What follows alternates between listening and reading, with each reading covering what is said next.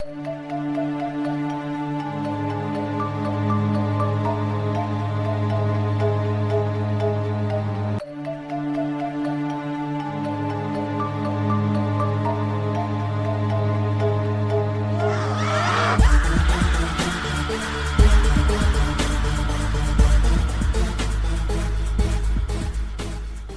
up, everybody? Thanks for listening to the Whatcast. Mike, I came across a story about a UFO case from Japan. I had never heard of this case, and it bummed me out because that's one of my favorite things about studying this stuff. One of the things that I love the most about it is when they're shared experiences like UFOs and cryptids and stuff, when they appear somewhere else. To me, that's kind of like the I don't know, when people who don't believe in cryptids or try to speak against it, that's kind of like the end-all, be-all stopper for me. It's like, if it doesn't exist, why is it all over the fucking world? Do you feel the same way when it comes to stuff that's shared with other cultures? Yeah, especially when it's something that is like, when it's looked at from like a different perspective, but you're seeing the exact same thing, basically. That to me makes it seem more real, I guess. Right, I can agree with that. Yeah, because you have one person that has the perspective that, you know, maybe it's aliens, and then another person has the same experience, but to them it's an angel, you know. Mm-hmm. But you look at the details of the experience itself, and they're exactly the same. It's just the perception of it is different. That's the type of stuff that really makes me feel like there's some truth behind it, and it's up to the person who's experiencing it to try to make sense of it in their own mind. And I think a lot of it has to do with your own cultural biases and religious biases as to how you're going to perceive these experiences that are beyond our normal human experience. Right. Well, before I got into this case, it led me to studying a case from Japan that I think we've covered briefly. I don't think we've done a whole episode on it, and maybe you'll remember. But it's the case of what's called the foreign woman in the hollow boat. Do you remember that? Was it the story about the woman who washed up on shore in like this pod that looked like a walnut or something? Yeah, it's something like that, and that's kind of how I remembered it too. But I got to reread the case, and there's been there's this one video that makes claims to where newer claims from when I last read about this case. But I'll refresh everybody about it in case they hadn't heard of this case. But this took place a long time ago in Japan. By the 1800s, the story had already reached like a tabloid-like level of popularity. But it first appeared in a book called Tales from the Rabbit's Garden, published in 1825, written by a famed novelist, I'm going to blow this, Kyokuri Bakken, and was rewritten into other books and stories by other authors over the years. And appearing in the books, one called The Diaries and Stories of Castaways, written in 1835, and another book called Dust of the Apricot, written in 1844. So if the first writing of it comes from 1825, for the story to still be going in 1844, that's a pretty good story. I mean, it's making its rounds, right? It's becoming lore. Yeah, it's like it's almost like a urban legend sort of, or folklore sort of situation. Well, surprisingly, all three original writings survive to this day, but Bakken's writings were the most detailed, even including an exact date. In his story titled Utsuro Funi no Banjo, which translates to The Foreign Woman in a Hollow Boat, he writes that the incident took place on February 22nd in the spring of 1803 in a small fishing village in the Hitachi province. The people of the village noticed a strange vessel just offshore, and curious, they hopped in their boats and grabbed it and made their way to shore, where they examined this craft. Described as being very strange, the craft was a roundish disc shape, 3 meters tall, 6 meters in diameter. It was made of two parts, the top being made of rosewood. The bottom was reinforced with iron or some sort of other heavy metal, thought to protect the craft from jagged rocks that you encounter on the sea. The top had several glass windows surrounding it, which they could see through. And they saw the ground was carpeted, that there was a cake-like food and a bottle containing water. And there were symbols on the walls of the craft in a language that nobody could recognize. There was also a passenger. And this passenger is described as a 5-foot tall, pale-skinned, extremely beautiful 19 to 22-year-old girl with red hair and white streaks. She had strange clothes, but they wrote that she was friendly, peaceful, and she carried a box with her that she would not let anyone touch. Recalling this case, Mike, do you remember what happened to her, how this story ended? I don't. Right, I didn't either. Yeah, I can't recall what happened. For the most part, if I think back to it, it's she returned to her weirdo boat and she just takes off. But she did go back to the sea, but not in the way you think.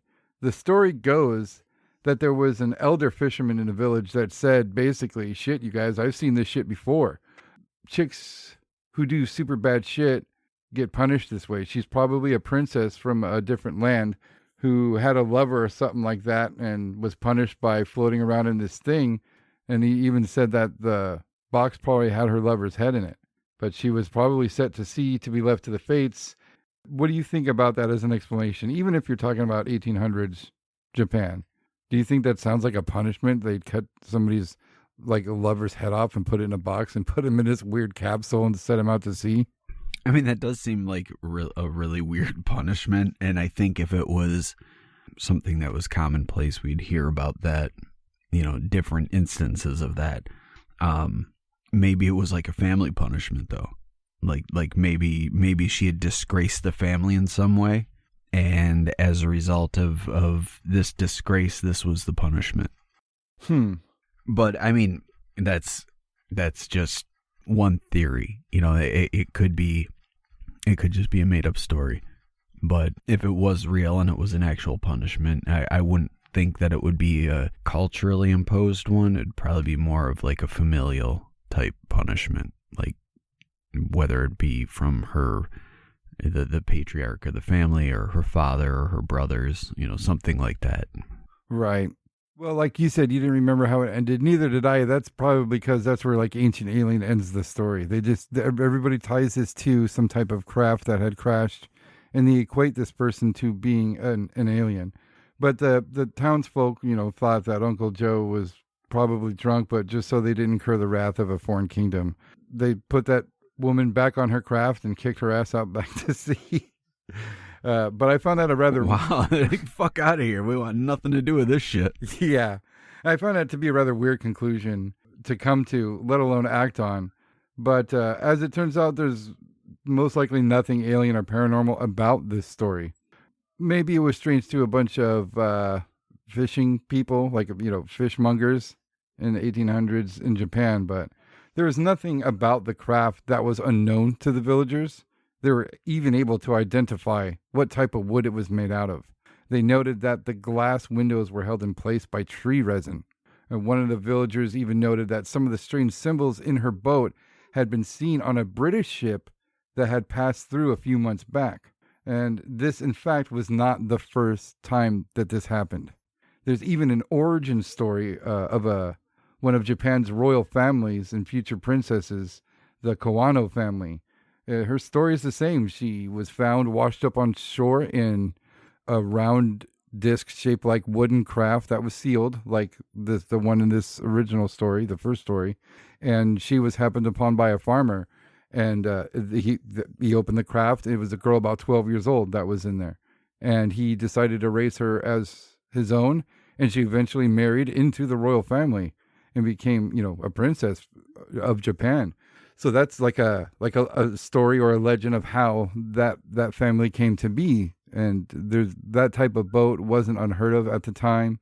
There are other stories about finding people who were punished that way. They think that this fisherman might have known about one of the other instances about finding a woman like this, but she was most likely, maybe with red hair and the white streaks. I know that the Vikings and shit like that were able to bleach their hair with like limestone and shit like that. I know that they did that, so maybe she was just shipped off as some type of maybe a sacrifice. I don't know. But this story, I came across a video on this story, and they went on to explain that for like we have a lot of record about this case. The stories that other authors that wrote about it, they don't change their story that much, but the town that where this took place doesn't match up with any of the historical records for, and at the time they were taking very, very good records. Japan was basically a closed country, so they would have record of any type of craft breaching their water borders or whatever, or something approaching their island. Nothing was like that was in any records. They released a book, I think it was like 1901, about their nautical records, and it was immaculately detailed, and there was no writings of anything like this happened. So it just ends up to where this place didn't exist. It's most likely a made up story, but nothing matches up. Not the time period, not the place, nothing at all. So is it like those news articles from the 1800s, like that sort of situation? Right, yeah. Just as I started studying this case a little bit closer, that's one of the words that popped up the most in the beginning of the research was tabloid. It was very well known and spread all over the place. I mean, the first dude who wrote about it even concluded with, like, if you know anything about this case, please write in and tell your story.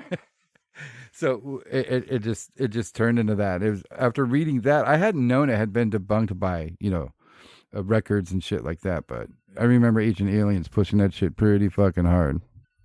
Well, that's no surprise. They like to grasp at straws on that show.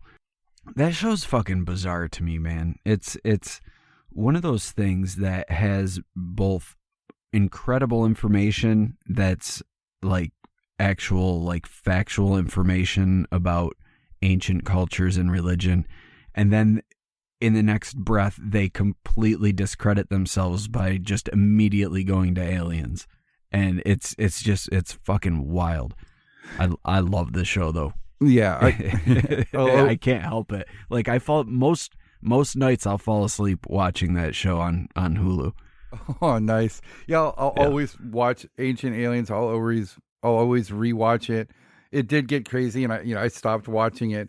But if they came out with like a new series, I would definitely check it out. But it did get goofy at the end. But that's one of my. They're still making it like that. Like, a series just came out, I think, last year. You got to be kidding me! Nah, man. Like that, and they're all on Hulu. Every fucking season is on Hulu. It's awesome. Holy shit! I'm out of the loop.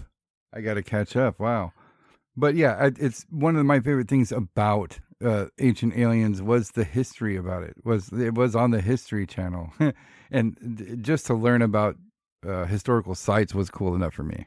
They didn't have to go off. Yeah, I wonder if it was like just a way to trick people into learning about history. Be like, you know what? Let's make it exciting and just fucking throw aliens on it, and then we'll tell them all this information about the actual stuff that's going on, and then be like, but it's some otherworldly intelligence.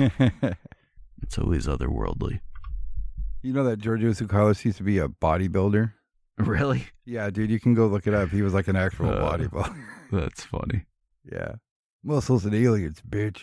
Oh my God, I want that to be a shirt so bad. Right. Well, but like his head now on like Arnold Schwarzenegger's body from his bodybuilding days. Aliens and muscles, bitch. Dude. He doesn't take too kindly to shirts, I guess. So I got a T-shirt of his as a gift from a friend. It had like just like a cartoon of his face, and it said "Sukolicious" on it. And I took awesome. I took a picture of it, and I was feeding his face ice cream, and I tagged him in the picture, and he blocked me. Wow. Yeah, that's what all an it took. asshole. I was like, "You're a fucking dick. Fuck you." Well, after reading that case, I was reading up on something else. And I came across that like retelling of or rebriefing basically. I hadn't come across the last part where it was basically debunked, but after it was fake, I was glad to be covering the second part of the shit I was going to cover. This is another case I had never heard of. It's called the Kofu UFO incident. Have you ever heard of this, Mike? It honestly sounds familiar, but I'm not sure. The name sounds familiar though. Go on, and I'll let you know. I like this story because it has some of the gnarliest fucking aliens that I've ever heard of in it. Oh, I love the gnarly aliens. Yeah, I fucking drew the sticker for this like 3 weeks ago. Oh, is this the one that you sent me with all the fucking tentacles and shit? No, I don't know. Maybe I don't know. Not this one. It looks like one of the elder things. Oh no, that I think that was just the Aquaman 3D print I made. I think. Oh, okay. But this case takes place on February 23rd, 1975, in Kofu City, Japan. 7-year-old schoolboys, and again, I'm going to butcher names. I'm sorry. It's not like I don't try. I'm just not good at it. Masato Kawano and Kechiro Yamahata were playing outside. They were rolling around on their roller skates around the neighborhood. Katsuhiro remembered that there was a TV show that he wanted to watch that evening, so they decided to pack it up and go home at about 6:30 p.m. Now, shortly after starting their trek home, the boys spotted 2 orange glowing lights in the sky. They noticed that these orange objects were rather close. One took off towards a nearby mountain. The other one made its way over to the boys and stopped almost directly over their heads. They noticed what they described as a black tube aim itself at them, and it started to make the sounds of what they described as a camera shutter. And it was doing this as it slowly descended to the ground. And after a few seconds, they thought that this thing could possibly be a weapon. They just instantly started to panic. So they didn't want to wait around for anything bad to happen. So they grabbed their shit and cut out as fast as they can. I mean, they just ran. And while they were running, they came up on a temple. And they just basically jumped over a fence and ran into this temple and ended up hiding in a graveyard. Now, I know that Japan has a lot of cool mythology with spirits and ghosts and yokai we've covered plenty of times, but those kids must have been shitting fucking kittens if they were willing to hide from whatever they saw inside of a fucking graveyard at night. Maybe even full-blown cats. Yeah. Pissed off some ones. Scary stuff. Yeah. Yeah. Wet pissed off ones. I can't think of what would make me hide in a graveyard at night at 7 years old. Yeah. Yeah, at 7 years old especially. But that real sense of fear is a continuing theme through this story. But these 2 poor guys waited there for a time and nothing happened. Nothing came for them. And when they felt the coast was clear, they decided to continue on their way home. And they lived close to each other. So this whole trip home, they were going to be walking side by side.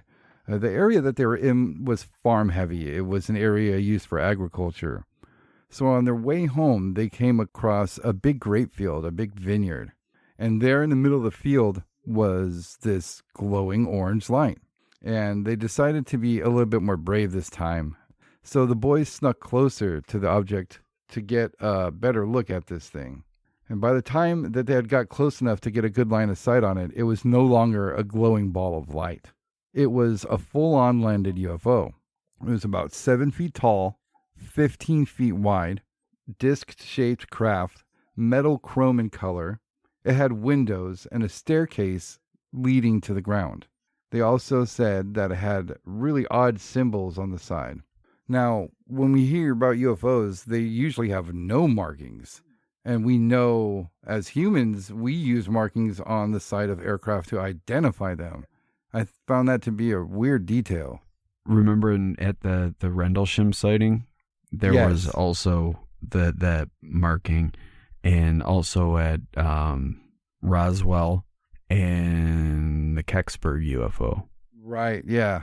It's rare, but this one, I found a video that covers this case. They do a great job of it, and they have interviews with fucking everybody involved. And the symbols that are on there, it's repeated on both sides, and it's only 4 characters long.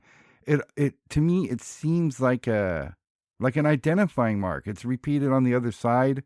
It doesn't seem long. It could be a series of numbers. I don't know. To me, I just found that very strange. But in shock, the boys stood there and stared. And just as Katsuhiro thought, fuck this, I'm going to go get my fucking mom, they were hit with what they described as a silver light. Just then, a door opened. They said a figure exited, And unable to move out of fear, they watched this figure as it walked down this ramp of steps and walked around the ship until it basically walked out of view. Then suddenly, Katsuhiro gets 2 sharp taps on his shoulder. Now he turns around and he can now see clearly what this figure looked like. He said it was about 4 feet tall. It was wearing a silver jumpsuit with a belt that had 2-toed boots. It had a rifle with a short barrel and a trumpet-like shape on the end of it. It had brown, heavily wrinkled skin. It had no eyes, no nose, and just a slit for a mouth with 3 long, sharp fangs that pointed down from the top and had large, like Batman cowl ears, pointed ears. That's weird. It sounds like a fucking naked mole rat. Yeah, it's ugly sounding, right? He said they only had 4 fingers on their hands. Their skin was extremely wrinkled, elephant skin almost. But the poor kid who took the tap, he didn't pass out. He just collapsed, paralyzed in fear. And Masato yelled for his friend to get up, and he replied that he couldn't. He said he couldn't move.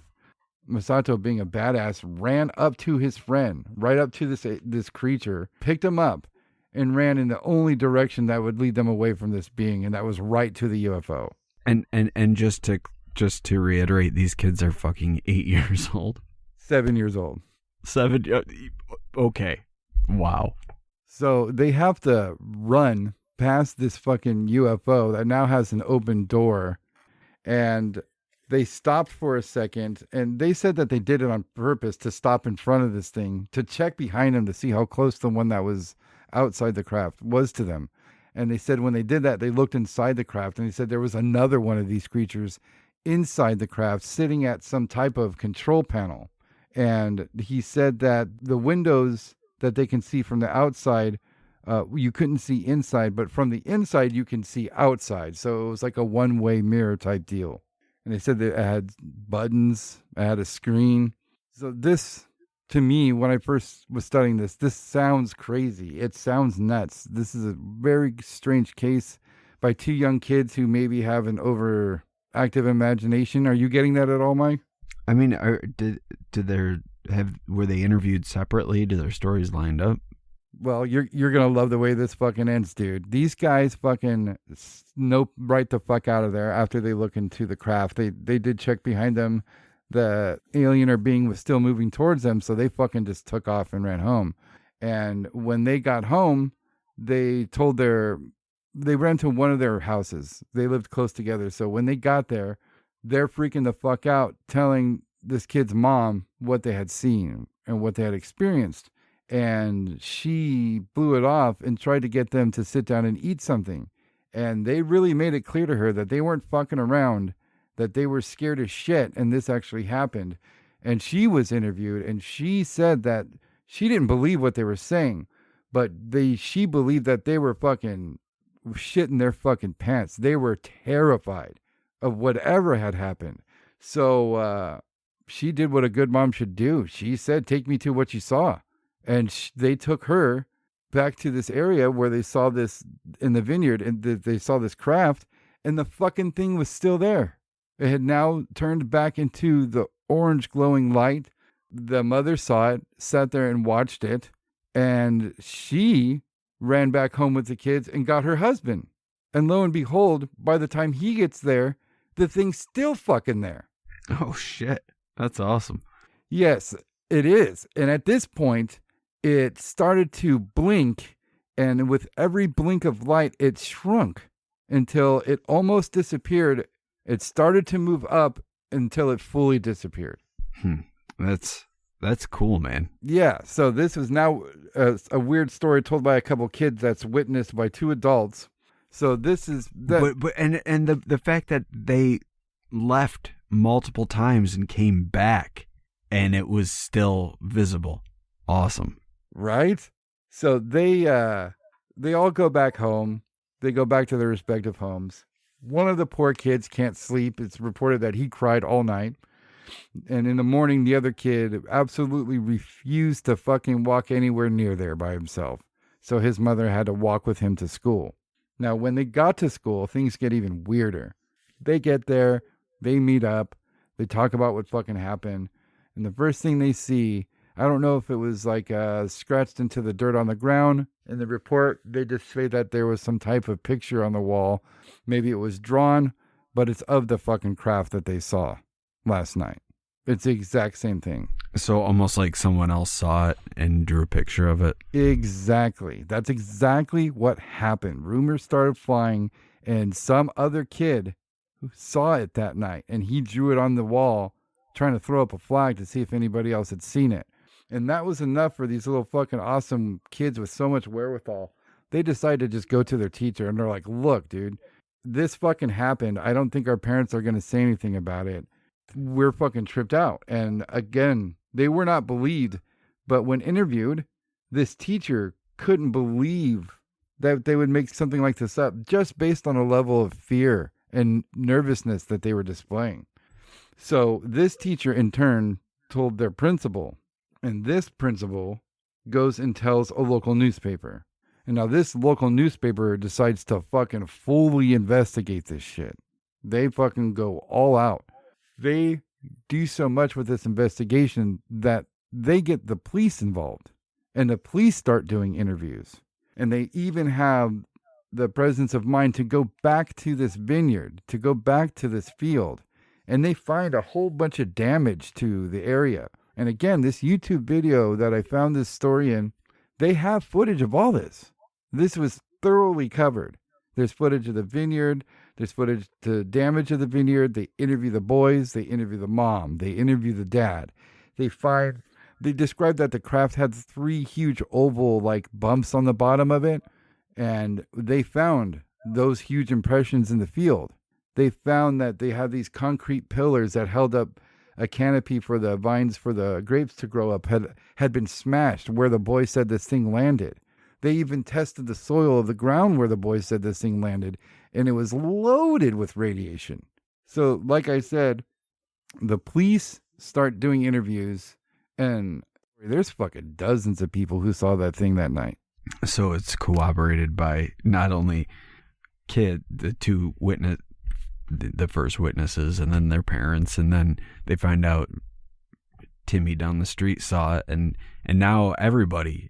Well, I shouldn't say everybody, but more witnesses came forward to see it. So, I mean, to me, that shows that something definitely did or definitely was there in the sky.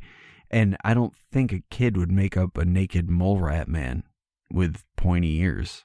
Like, that's a weird thing to make up. Right.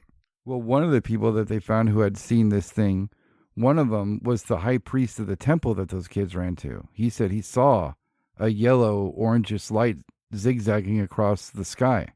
There was also a government official. He was the head of the environmental department of that area. He reported seeing it.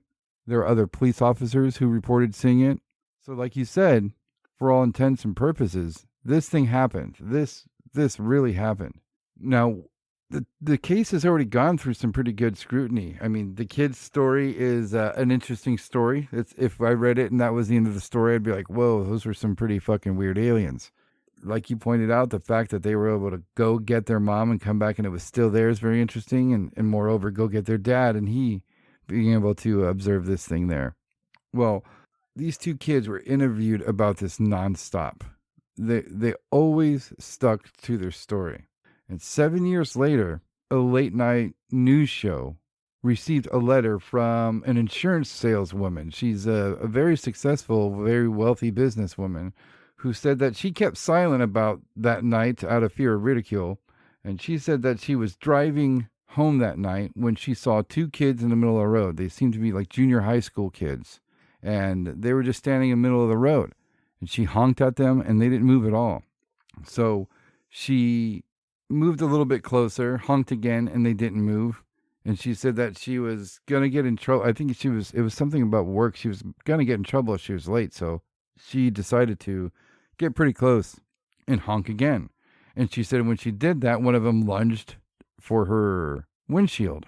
And she said that they were not high school kids, that it was wearing a silver suit that had a belt.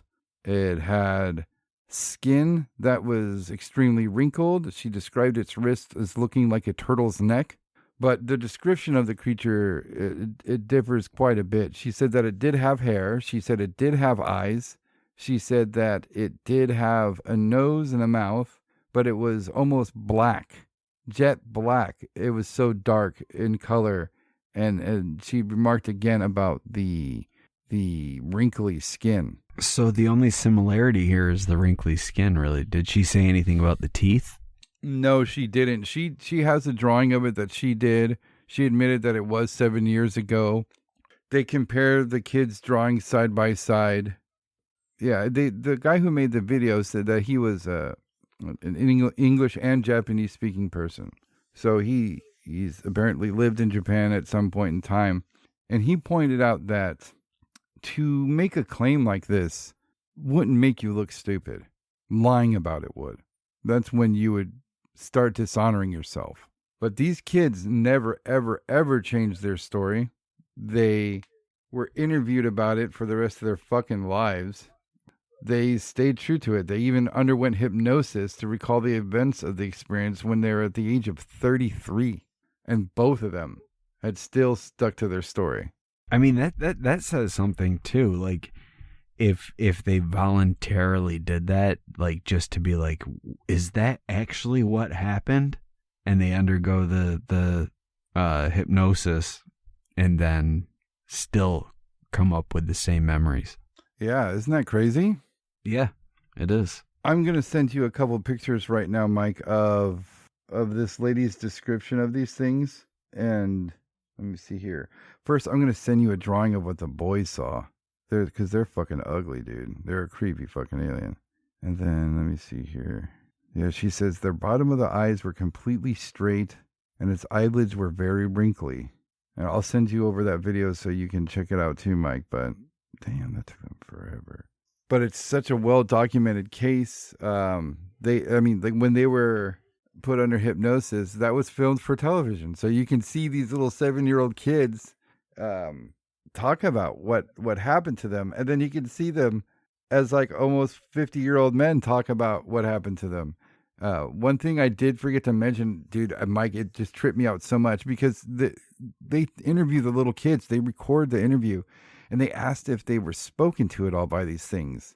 And one of the little boys says that it said, God, I think it said, yuck, yuck, yuck, yuck, yuck, yuck, yuck, yuck, yuck, yuck, yuck. And he said it started to speed up like a tape being rewound. Ew, that's creepy. It's hella like that. Yeah, I don't like that at all. That's when it tapped him on his shoulder. It instantly started talking to him. And when the little kid fell, they said that it like circled him slowly, bending down, looking at him as if it was observing him. So, I mean, I had never heard of this case. It's a fucking fantastic case. It's just as prominent as the Wyoming case or Dick Nose or any of those really weird. Well, I would say this is even more so because it's corroborated by at least the UFO sighting by multiple witnesses that are unrelated. Right? Such a strong case. I had never heard of this before. I mean, it's not like it's a cool UFO story. This is close contact. You know, I know the little boys are the only people who saw it, supposedly, but this lady said she saw it too. Some people were trying to discredit the boys by saying that what they drew was strikingly similar to a certain villain from Ultraman. And they show the picture of the villain in the show. I mean, I wouldn't say that too much at all, but that still doesn't say anything against the boys still sticking to the story, even after hypnosis. So with all the weird shit that's going on with UFO stuff now, Mike, like we did that special report last week, and it really does seem like there's somebody behind the scenes that's trying to have the right things happen so that some information comes out. What do fucking cases like this mean to you? To me, this case, these poor kids, this is fucking nuts. That had to be terrifying. I can remember being 7. I can remember fucking hanging out in the streets with my friends, skateboarding and fucking doing dumb shit, and it getting dark and having to walk home. I fucking would pull the classic Mateo shit and stroke if that happened to me. So what do you think cases like this mean? Cases where it's not just a fucking UFO, where they're having contact with these things that just don't make sense. And Like you said, it's corroborated by other people. So with as far as like the sighting of the creature goes, I would put that up there with a sighting like Flatwoods, for instance, which is kind of similar in a way, like with it starting as a light in the sky, and then the kids walk up on it, and it's a craft on the ground, and then they go and get their parents, and then mom comes out, and they go down and investigate, and then they see the monster, and it reminds me of, you know, a similar type of thing, just less witnesses and no creepy yuck. But yeah, I love these cases, but like as far as it being like an important case, I wouldn't necessarily say it's like a landmark case or anything, but if anything, it just shows the variety that the weirdness presents itself in. Like the fact that like if these things existed, right? If we had mole man aliens that existed, or that are visiting us, I should say, I would think more people would have come in contact with them. And that's my whole problem with the whole alien explanation for what's going on with these, because to me, if you're a spacefaring race and you come all the way from the cosmos and you're going to land here and make yourself known to one person, and then what, you're just gone for no, like, what were you doing here to begin with? What happened? Why did you show up here? Why did you do nothing, leave, and never show up again? I mean, even we, when as humans, when we went to the moon, we went back multiple times, because you're not going to get all the information you need or want in one visit. And if you have the ability to travel fucking light years, I don't think you're going to waste that on just dropping off once, spooking some kids, and then fucking off, you know? So it makes me think there's something, well, it is otherworldly. I don't think it's necessarily extraterrestrial. You know, I think it's something beyond our real understanding. But you don't give any thought to, when we have situations like this, when there's close encounters like this, most of the time it's an abduction. Most of the time it's on board some type of craft or in some other facility, something like that. But when it comes to cases like this, and like you say, Flatwoods, the Dover Demon possibly, maybe even Mothman, that when these cases like these pop up, it's, to me, I just get a feeling of malfunction. I don't think they're revealing themselves on purpose. I think that's why we don't see them again. I think that these things are here to observe. We know they break those boundaries and abduct people and cut up cows and put orange triangles on their foreheads. But I think that I think Flatwoods fucking crashed. I think that he was moping around trying to get to somewhere. I think that maybe Mothman crashed. There was UFOs all over the fucking place. That's kind of the sense I get when it comes to these weird ass aliens, these one-offs, like Dick Nose, like Drill Hands. They're not seen anywhere else. I don't think they're exposing themselves on purpose or by choice, maybe. You know, maybe something's wrong and they have to do a flyby and stop. And it's just kind of tough shit. It's kind of like driving on the freeway when your car dies. I don't know if that's happened to you, but you don't get to pick what you're doing. You're pulling the fuck over right there. Maybe it's something like that.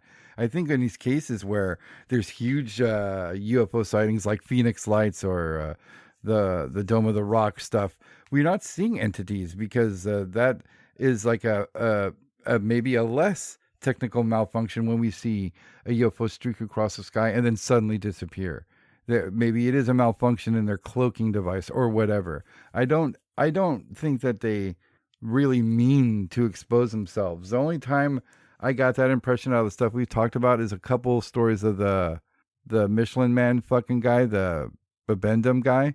There's a couple of times where it seemed like they appeared in front of people, but most of the time it was people walking up on them. I don't think that they're exposing themselves on purpose. See, I think you're looking at that through like our human technology lens, and like we've got things that malfunction and break and shit. But you got to think, if you're doing faster than light travel, where you're jumping star systems and potentially even galaxies, you're not going to have something that's going to break down. You know, it's not going to be like, oh shit, the warp drive just fucking crashed. Like that shit's going to be fucking perfection. You know, you've got travel like that. You can't afford any sort of fuck ups. You don't think anything from Earth can interfere with those types of things? You don't think maybe radio signals, Wi-Fi signals, satellite bullshit? No, I don't think so. Just because if they've been here as long as we think they have been here, then they would have been evolving alongside us. You know, like it's not like their technology stands still just because they're so far advanced than we are. Like they're going to see our advancements and be like, okay, well, we need to adjust in this way, and so on and so forth. You know, again, you're a civilization capable of developing, creating, implementing, and using a fucking some sort of propulsion system, or maybe it's not even a propulsion system. You know, we don't even know what it is, but it's allowing you to jump just unbelievably huge gaps in space to get to Earth from somewhere else. It seems like the UFO and alien thing isn't aliens. That it's and these, like, I'm not going to go out there and say that these things don't exist, but what I'm saying is I don't think they're from like another planet somewhere else, and they're just exploring here and being fucking weirdos. I think that there's more to it than that, and they don't like they just don't dwell on the same plane of existence. Like they've got a different vibration, different energy. And I mean, honestly, it wouldn't surprise me if the UFOs that are cited before are like it's not necessarily a vehicle. It's more like the machine that like transports them. Like think of it like the elevator, or not the elevator, the phone booth in Bill and Ted. You know, like you get in and then you're gone, and then there it is, you're back. Right. You know, it's not like a actual flying device. We see it through the sky, but I think that's where it like enters into our reality or whatever, and that's like the means of them to get here. And in some cases, maybe the light is the being itself. It could be like using a light body, or some might be familiar with the term Merkaba, but maybe they're using this to jump dimensions or planes of existence. Well, after hearing about cases like this, it just makes me, it just gives me pause a little bit. Maybe people just want to know about the disclosure stuff because they want to know. Maybe I just don't want disclosure to be like, yes, they're here. This is Gloop 2. He's 7'5". We feed him raw beef. He wants to teach us about how to use computers properly. Sorry, we lied. I don't know. It's good. I think it's going to be a little bit more scary than what normal people who don't study this stuff think it's going to be. I think it's going to be a little bit more jarring. Yeah, and the way that I look at it, the idea that we're alone in the universe, it's just silly. There's almost an infinite amount of stars that are out there, and each star presumably would have its own planetary system. I mean, I'm sure not all stars do, but there's billions of galaxies out there, and within each galaxy is billions of stars. So to think that we are the only sentient life forms in the universe is fucking absurd. So I don't think if it was actual aliens and we were aware that they were actual aliens, I don't think it would be a thing where that they would hold, hold back just because it's not, it's plausible that this exists. I think it's more, you're more apt to cover it up if A, you don't know what the fuck it is, which I've said before, or B, it's something a lot scarier than aliens from outer space. Because if you're talking about aliens from outer space, that doesn't really disrupt anyone's belief system. That I don't think that there's any sort of religion where it's like, no, if you believe in aliens, then you cannot believe in our religion. I could be wrong. I probably am. But most religions, I think there's people within those religions that are open to the idea of alien life. But if you say that we've got beings that are coming in to our reality from some other plane of existence, that can really fuck somebody up, because you've got people that have faith in an afterlife, or believe in a spirit world, or a place where the dead go when they die. And these are all different planes of reality or existence. And if we find out that there's beings from other planes of existence that are able to somehow travel to our reality and interact with us, or even just like show up and hang out, like, that's going to disrupt a lot of belief systems, because now we're talking like, where are they coming from? Like, are they demons? Are they angels? Is this what the angels and demons were that were talked about? Are these, fill in the blank? You can paste it over whatever religious belief you want, or even any myth you want, and it would throw everything into fucking whack. It would be complete chaos. And I think that's what the people wouldn't be able to handle. You have these world religions that are just all of a sudden, the majority of the people are just questioning, because we just found out that beings from other reality are visiting us. So you're going to have some people that are going to look at these things and automatically assume that it's a religious experience. And then you're going to have other people that are going to see these beings, and it's going to basically make them question their entire faith, and it's going to really be divisive in that way. And I think that chaos would erupt as a result of that. I don't think if it was actual aliens that we, as a society, we'd be able to handle it. We'd be okay. Most people believe in aliens anyway, so it'd just be like, at this point, if the government said, yeah, aliens are real, it'd be like, all right, well, we fucking knew it. Thanks for telling us finally.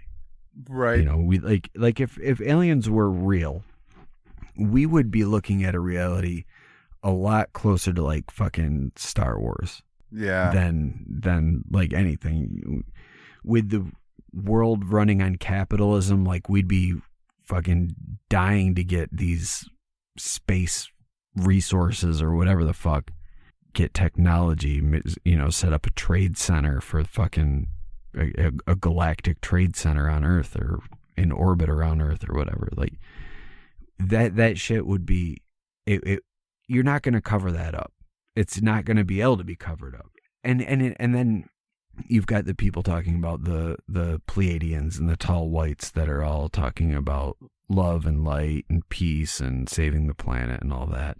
And then you've got the Zeta Reticuli, the fucking grays, the evil ones, and the reptilians that want to eat babies and drink blood and all that shit.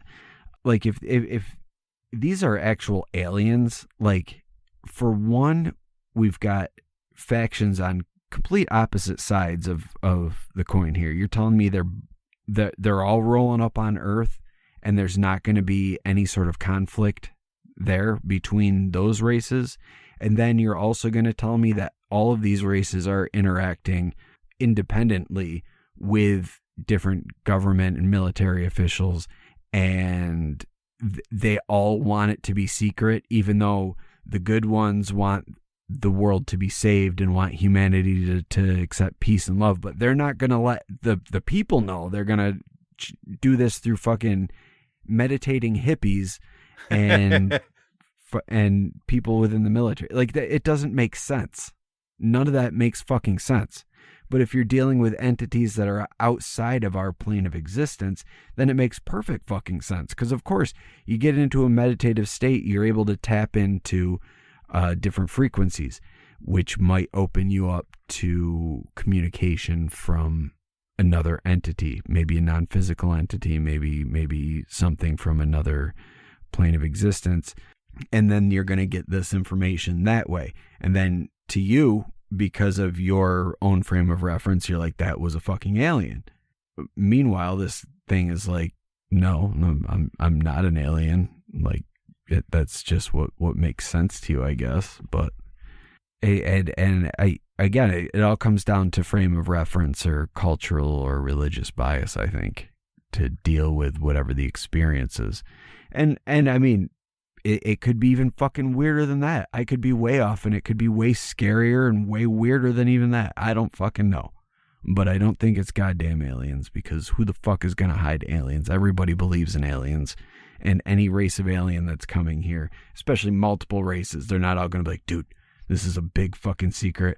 Don't tell anybody. Like, that doesn't make sense. Like, that's fucking silly. So fucking silly. Right. I think it's going to be, I've always said that it's going to rock religious people to their core. It's going to mess them up. They're going to freak out pretty bad. Not that I think that they're weak or anything like that. It's just, I think it's going to be a different ball game when it's going to be, don't fuck with the aliens because they'll laser blast us. Goes to, don't fuck with the aliens because it can alter reality. I think that if they are revealed to be something like that, people are going to have a way harder time with it. And you make a great point. If it is space-bound traveling aliens, it doesn't make sense. But if it is some type of multi-dimensional type of thing, other plane existence type of being, it kind of does make sense. Yeah, man, that's what I'm saying. It's not aliens. Aliens is fairies, yo. Thank you for listening to the Whatcast. You can find us on Twitter, Instagram, Facebook, iTunes, and YouTube. Enjoy the podcast. Get yourself a Whatcast t-shirt or a sticker pack. Who was that dude on that one episode? Try the links in Homie's page. All this and more can be found at www.thewhatcasters.com. Thanks again for listening and have a great week.